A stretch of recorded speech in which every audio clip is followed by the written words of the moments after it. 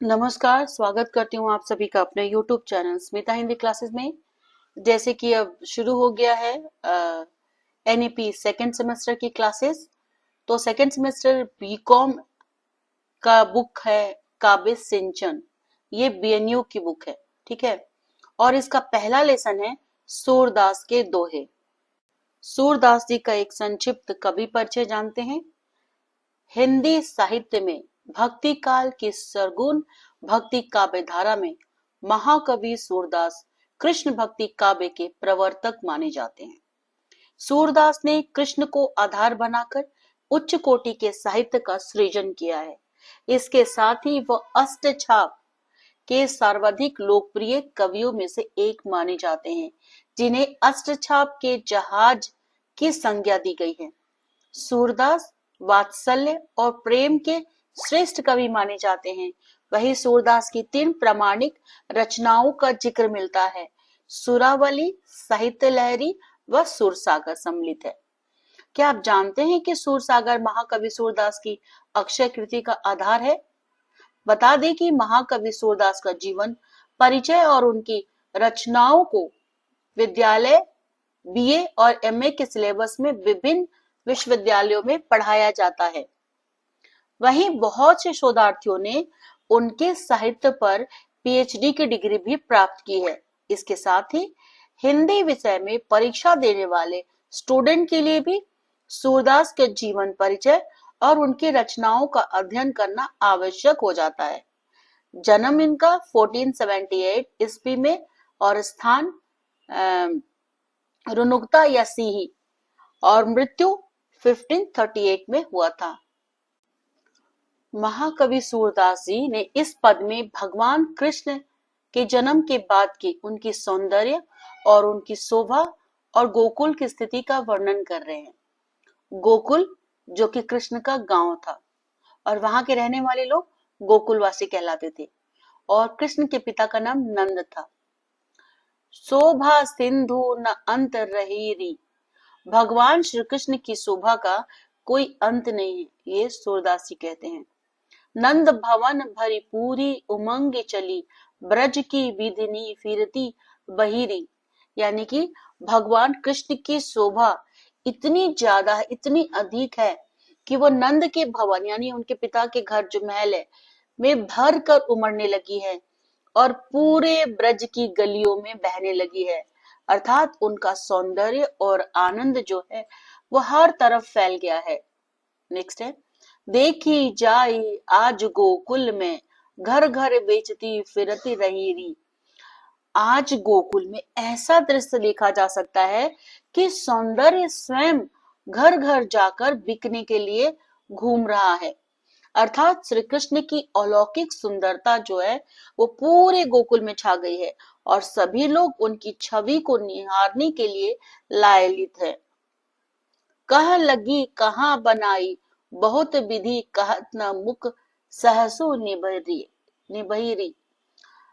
अर्थात कि इस सौंदर्य का वर्णन सूरदास जी कहते हैं कि कहाँ तक करूं, किस प्रकार करूं, कैसे करूं, यानी कि उनके खूबसूरती के लिए उनके पास तारीफ करने के लिए उनके पास शब्द ही कम है।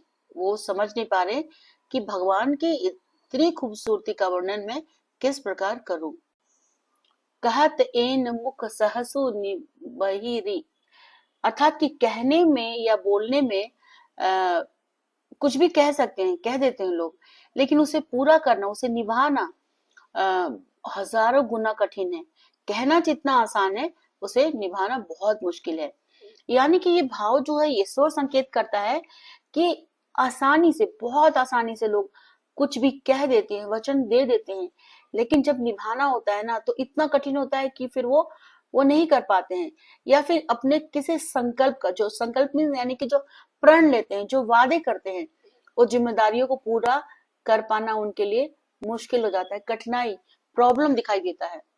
जसुमति उदर अगाध उदर देही ते, उपजनी ऐसी सब नहीं कही रे।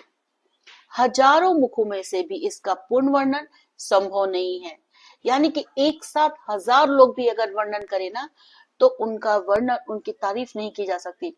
जब सब लोग कह रहे हैं कि यशोदा के उदर से जन्मे, उदर मीन्स यानी कि पेट, श्री कृष्ण इतने सुंदर है कि मानो वे किसी अथाह सागर से प्रकट हुए हो।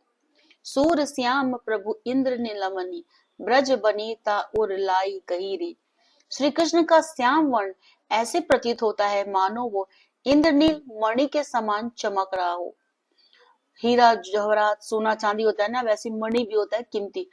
ब्रज की गोपियां प्रेम पूर्वक उन्हें अपने हृदय से लगाए घूम रही है। भावार्थ है किसका, यानी कि इस पद में सूरदास जी ने भगवान श्री कृष्ण के जन्म के बाद गोकुल में व्याप्त जो आनंद है, जो उल्लास है, जो खुशी है, उसके अनुपम सौंदर्य का वर्णन किया है।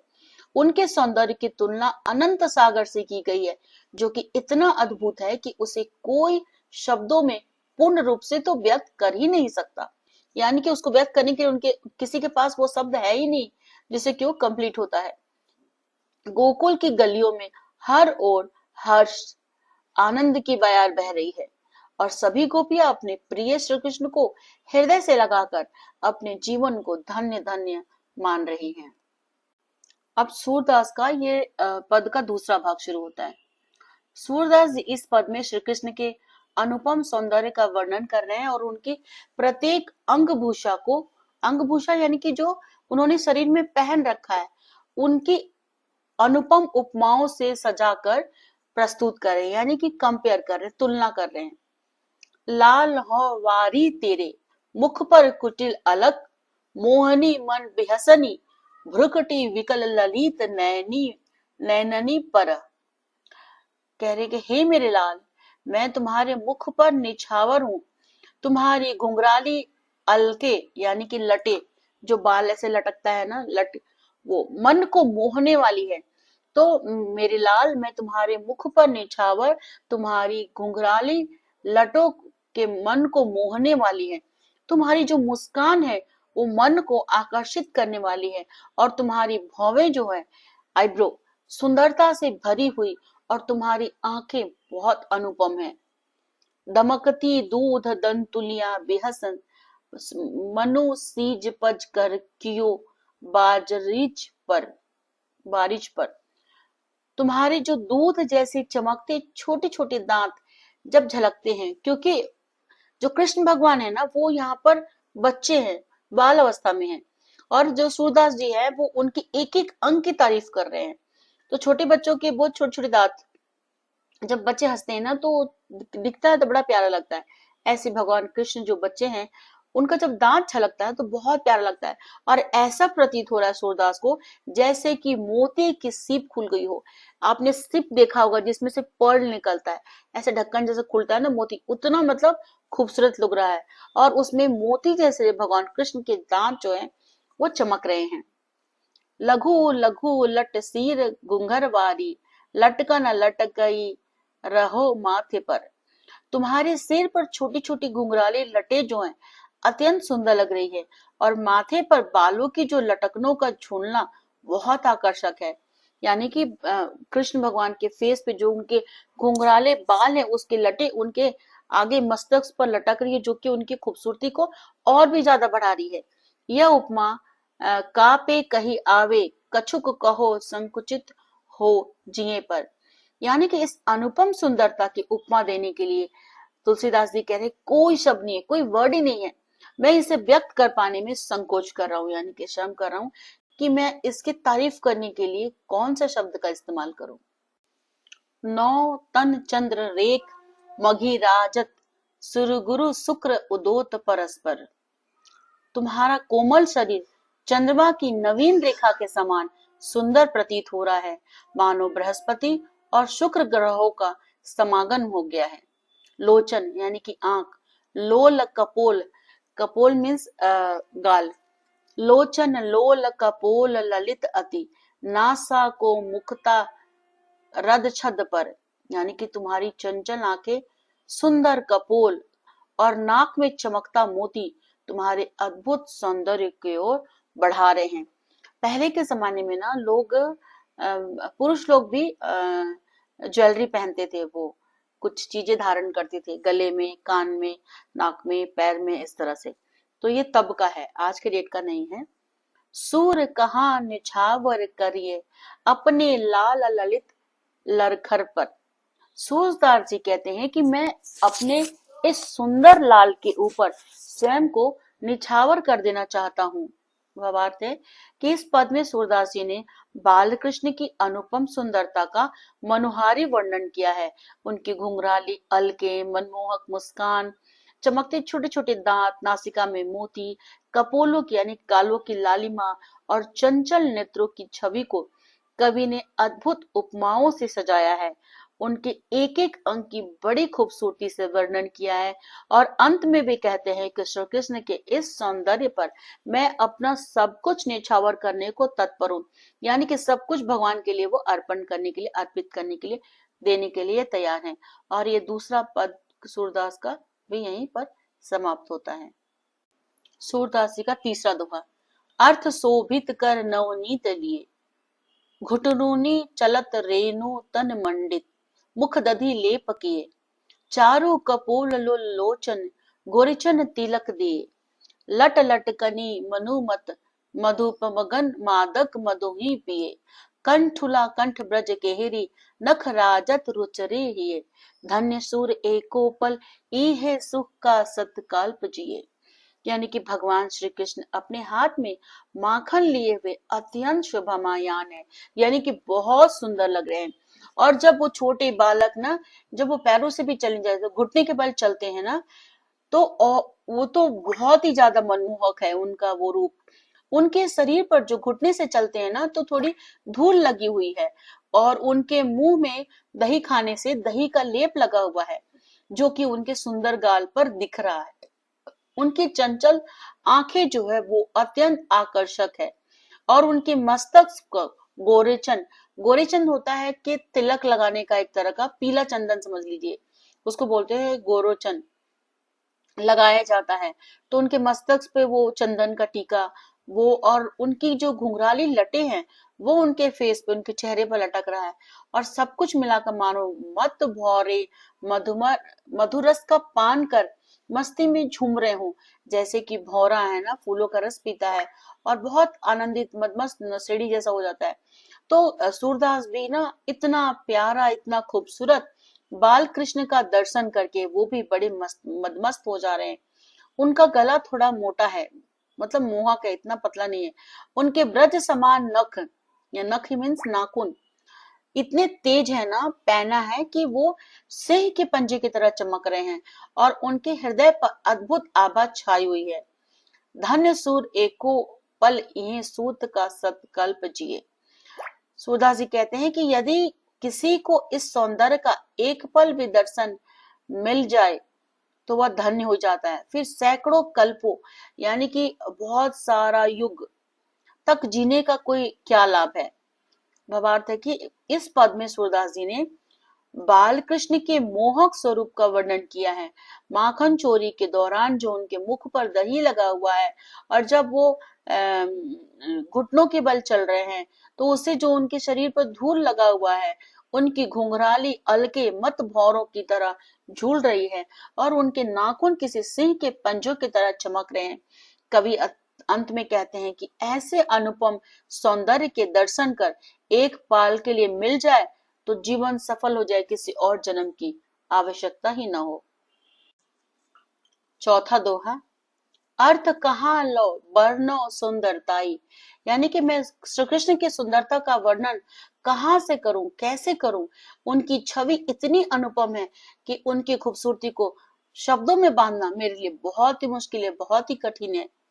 खेलत कुंवर कनक आंगन में नैन ननी रखी छवि पाई।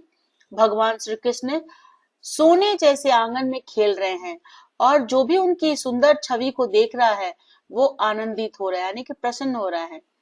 कुलही लसती तीसिर श्याम सुंदर के बहुविधि सुरंग बनाई। श्याम सुंदर के सिर पर यानी अर्थात कृष्ण ही के ऊपर, सिर के ऊपर घुंघराली अलके बहुत शोभामायान हो रही हैं, मानो किसी ने अनेक रंगों की छटा बिखेर दी है।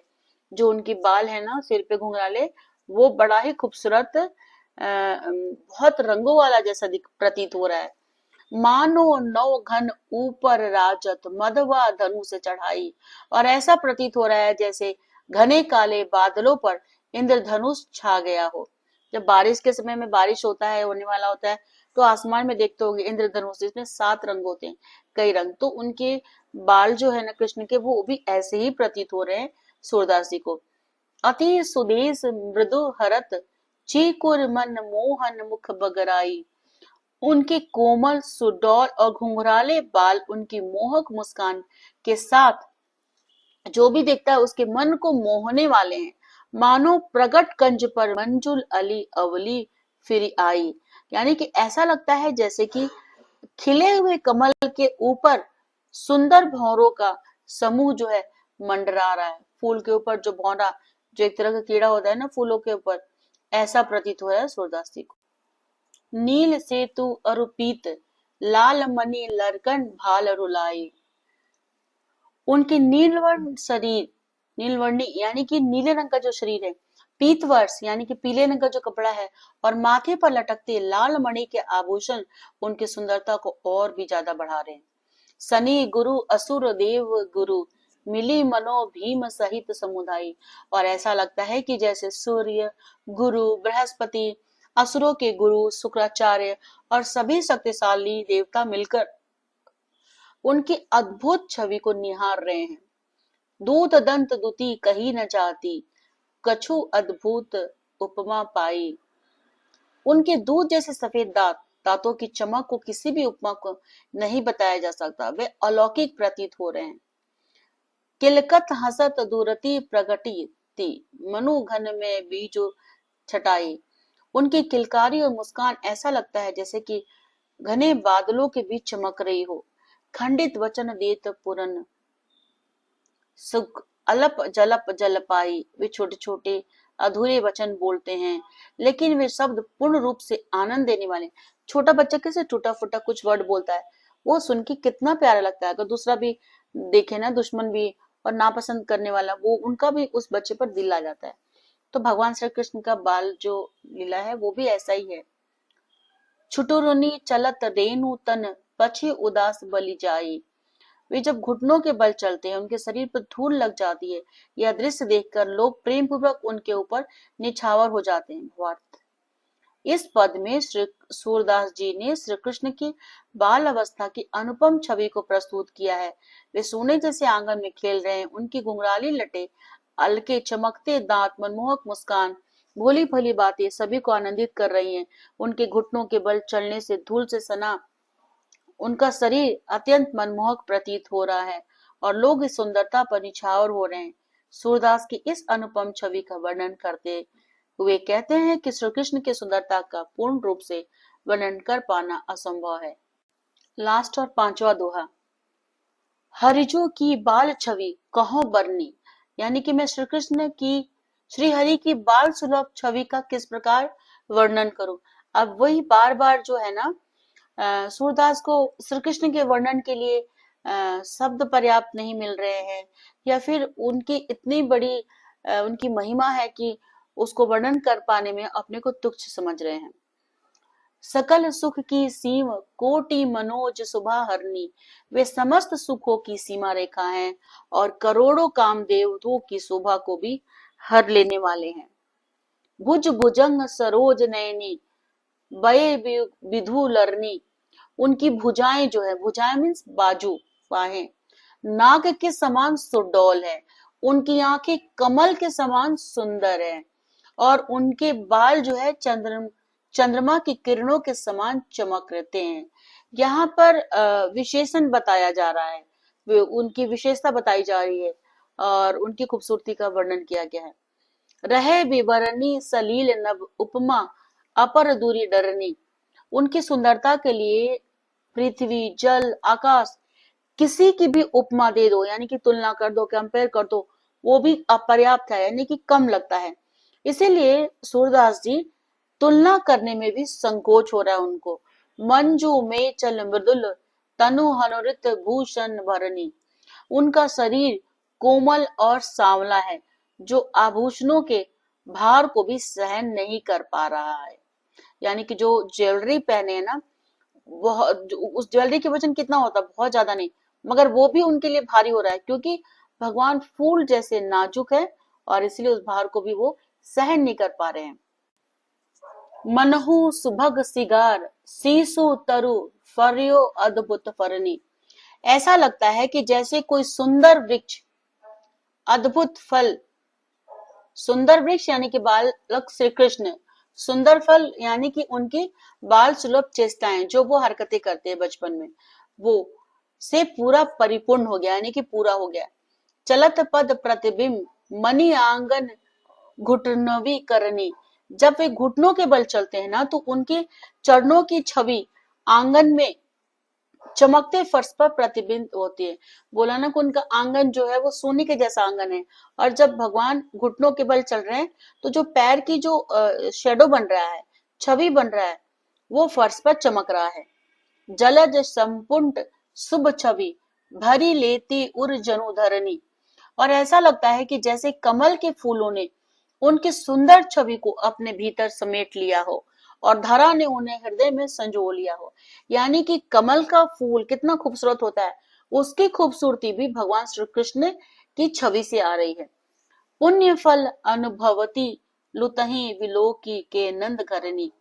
नंद बाबा का घर पुण्य के प्रभाव से भर गया है क्योंकि श्री कृष्ण की बाल लीला देखने को मिल रही है। सुर प्रभु की उर्वशी किलकनी ललित लखरनी। सूरदास जी कहते हैं कि श्री कृष्ण की मीठी किलकारियां और उनकी लड़खड़ाती चाल मेरे हृदय में बस गई हैं। मतलब कि भगवान कृष्ण कुछ भी कर रहे हैं ना बालपन में, वो वो सूरदास के जो कलेजे पे, वो उनके दिल पे वो ऐसे भर गया है, प्रेम से, अनुराग से, भक्ति से, विरक्त, ये सब कुछ से वो भर गए हैं। इस पद में सूरदास जी ने श्री कृष्ण की बाल छवि का अनुपम वर्णन किया है। उनकी आंखें कमल जैसी, भुजाएं नाक के समान सुडौल, बाल चंद्रमा की किरणों के जैसे। उनकी तुलना पृथ्वी, जल और आकाश की किसी भी सुंदरता से नहीं की जा सकती।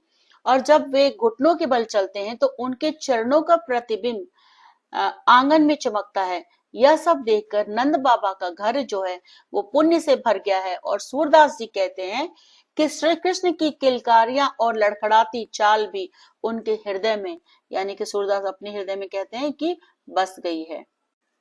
तो यहाँ पर व्याख्या खत्म होता है सूरदास का, और एक अंकीय प्रश्न उत्तर देखते हैं। इस पद में किसकी बाल लीलाओं का वर्णन किया गया है? श्री कृष्ण। नंद भवन में कैसा वातावरण है? आनंदमय। कृष्ण के सौंदर्य की तुलना किससे की गई है? चंद्रमा, इंद्रनील, मणि, नवमेघ, कमल। कृष्ण के मुख पर कौन कौन से सौंदर्य चिन्ह हैं? घुंघराली अलके, मुस्कान और दूध जैसे दांत। कृष्ण की किलकारियों को किससे तुलना की गई है? बिजली की चमक। घुटनों के बल चलते हुए कृष्ण कैसे दिखते हैं?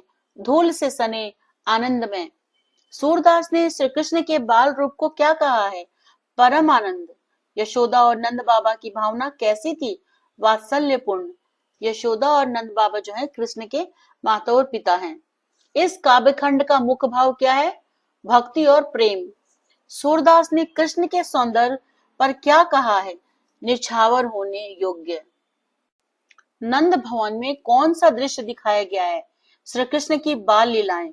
श्री कृष्ण के घुटनों के बल चलने पर क्या होता है? धूल से लिपट जाते हैं। सूरदास ने श्री कृष्ण की हंसी की तुलना किससे की है? मोहन मुस्कान। श्री कृष्ण के कपोल कैसे हैं? लालिमा लिए हुए सुंदर। श्री कृष्ण के नेत्र कैसे हैं? कमल के समान बड़े और मनमोहक। श्री कृष्ण की बाल लीलाएं कहाँ खेली जाती हैं? गोकुल और नंद भवन में। श्री कृष्ण के सिर पर क्या सुशोभित है? घुंघराली अलके। सूरदास ने श्री कृष्ण के मुख की तुलना किससे की है? चंद्रमा और कमल से। श्री कृष्ण के दांत कैसे हैं? दूध जैसे उज्जवल। सूरदास इस दृश्य को देखकर क्या अनुभव करते हैं? अपार आनंद और भक्ति भाव। अलके मीन्स होता है बाल। टिप्पणी लेखन श्री सूरदास की बाल कृष्ण लीला। सूरदास की काव्य रचनाओं में श्री कृष्ण की बाल लीलाओं का अत्यंत सजीव और हृदय स्पर्शी चित्रण मिलता है। प्रस्तुत पद में उन्होंने नन्हे कृष्ण की मोहक छवि यानी कि बाल कृष्ण की छवि को विस्तार से उकेरा है, यानी कि डिटेल से। उनकी शोभा मनमोहक, हंसी घुंघराली अलके दूधिया दंत पंक्ति, घुटनों के बल चलने की अदा, नवनीत चोरी और गोकुल वासियों के साथ उनके बाल सुलभ व्यवहार को अत्यंत सरस रूप में प्रस्तुत किया गया है। सूरदास बाल कृष्ण की सुंदरता का वर्णन करते हुए कहते हैं कि उनका मुख चंद्रमा के समान आभा युक्त है, उनकी आंखें कमल जैसी, और जब वे हंसते हैं ना तो ऐसा प्रतीत होता है मानो कि कोई बिजली चमक रही हो। बाल कृष्ण की किलकारी और उनकी भोली भाली हरकतें पाठकों को भाव विभोर कर देती है। कवि ने इस पद में बाल कृष्ण के सौंदर्य और उनकी चपलता यानी कि चंचलता और उनके आकर्षक को इतने सहज और मधुर रूप में प्रस्तुत किया है कि पाठक कृष्ण रूप के आनंद में डूब जाते हैं। सूरदास की इस काव्य रचना में वात्सल्य रस की प्रधानता है, जो कृष्ण भक्ति साहित्य की एक महत्वपूर्ण विशेषता भी है। तो छात्रों, इस तरह का ये लेसन यहीं पर कंप्लीट होता है। बहुत जल्द मैं सारे पाठ आपके लेकर आऊंगी, तो यहाँ पर आप बने रहें। और पूरे क्वेश्चन का जो आंसर है, मतलब कि लॉन्ग क्वेश्चन, आप पूरे सारांश का यूज करते हुए लिख सकते हैं, जो 16 मार्क्स या 15 मार्क्स का आता है। तो मेरे चैनल पर बने रहें और सब्सक्राइब, लाइक, कमेंट और दोस्तों के साथ शेयर करना ना भूलें। धन्यवाद।